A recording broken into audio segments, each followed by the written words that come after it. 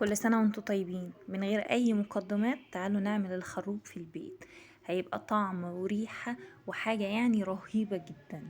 متأكدة ان هو هيعجبكم. اولا مش نفس طعم الخروب اللي بره، مش نفس لون الخروب اللي بره، هيبقى مختلف عليكي شوية، لان احنا واخدين على خروب الشارع اللي فيه قصنص خروب وملان الوان صناعية، مفهوش طعم الخروب الطبيعي خالص. ولو كان الازازة اللي بره اللي بتتباع خروب طبيعي، كان الاولى ان هي هتتباع ب50 و60 جنيه. لا، احنا هنعمل خروب طبيعي في البيت، من غير الوان صناعية، من غير قصنص خروب، من غير اي حاجة من دي. خروب طبيعي لبيتك واولادك. عايزين نعمله بقى علشان نخرجه لله زي بعض الناس الكرام اللي بيحطوه قدام بيوتهم وبيوزعوه. هقول لكم على طريقة بسيطة برضو تظبط اللون والكمية معاكم. انا معايا هنا جبت ربع كيلو خروب مطحون. سهلت على نفسي الموضوع، هو خروب طبيعي وانا وريتكم اهو ان هو خروب طبيعي بيتباع في كل الهايبر بتاع فتح الله مطحون، وفي خروب مجروش وفي خروب بالواحدة. فطبعا انا بسهل عليكم العملية خالص. وعليه ربع كيلو سكر. ربع كيلو السكر على حلة سخنة على النار، حطيته يتكرمل معايا. انا عايزة السكر يتكرمل علشان يديني احلى لون للخروب واحلى طعم كمان. الكمية اللي انا هعملها معانا هتبقى 2 لتر بالظبط. هيبقى طعمه رهيب، متأكدة انه هيعجبكم. هفضل اكرمل في السكر لغاية ما يديني لون غامق عن الذهبي. هيدوب خالص والسكر معايا هيدوب تماما ومش هيتحرق، بس على نار هادية. اهم حاجة انه ما يوصلش لدرجة الحرق. هفضل ايديا فيه اقلبه لغاية ما اللون يغمق السنة بسيطة عن اللون الذهبي الفاتح. النقطة دي مهمة جدا في عمايل الخروب الطبيعي، على نار هادية خالص.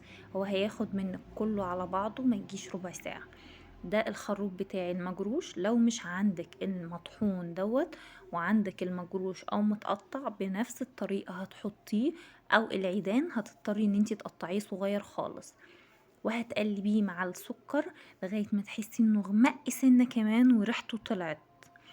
هتحطي عليه 2 لتر مية، هتفضلي تقلبي فيهم. اهم حاجة في النقطة دي انا استخدمت حلة كبيرة، كانت الخروب فيها للنص علشان ما يحرقنيش ولا يطلع على ايدي بخار. متستخدموش حلل جرانيت، استخدموا حلل ألمونيوم العادية خالص. بلاش استانلس علشان ما يحرقش السكر معاكي. هفضل اقلب فيه كده، ما تخافوش. كل التكتلات اللي هتبقى فيه هتسيح في ثانية، حتى المعلقة هتسيح مع درجة الحرارة. طب لو انا هستخدم خروب مجروش، برضو هيسيح مع درجة الحرارة. هيبقى عامل زي الكراميل كده في البداية. لما بنيجي نعمل كراميل اصلا طبيعي بيبقى جامد كده، مع التقليب المستمر على درجة الحرارة بيسيح. طيب في نقطة مهمة جدا عايزة اقولها لكم. لما تحبي طعم الخروب ده يبقى اقوى، هتحطيه على نار هادية جدا لمدة ربع ساعة. هيطلع خلاصة الخروب اللي فيه وهيبقى بالشكل ده، لونه غامق جدا وتحفة.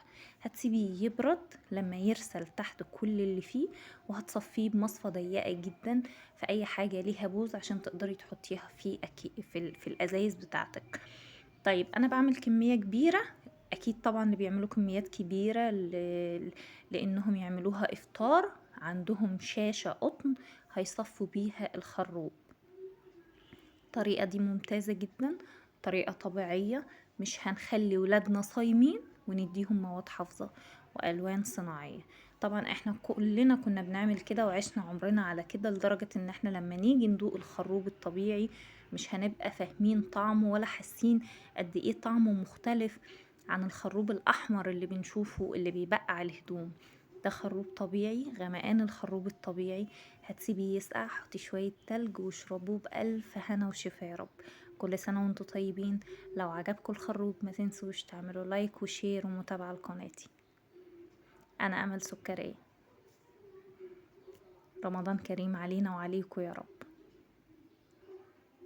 باي باي.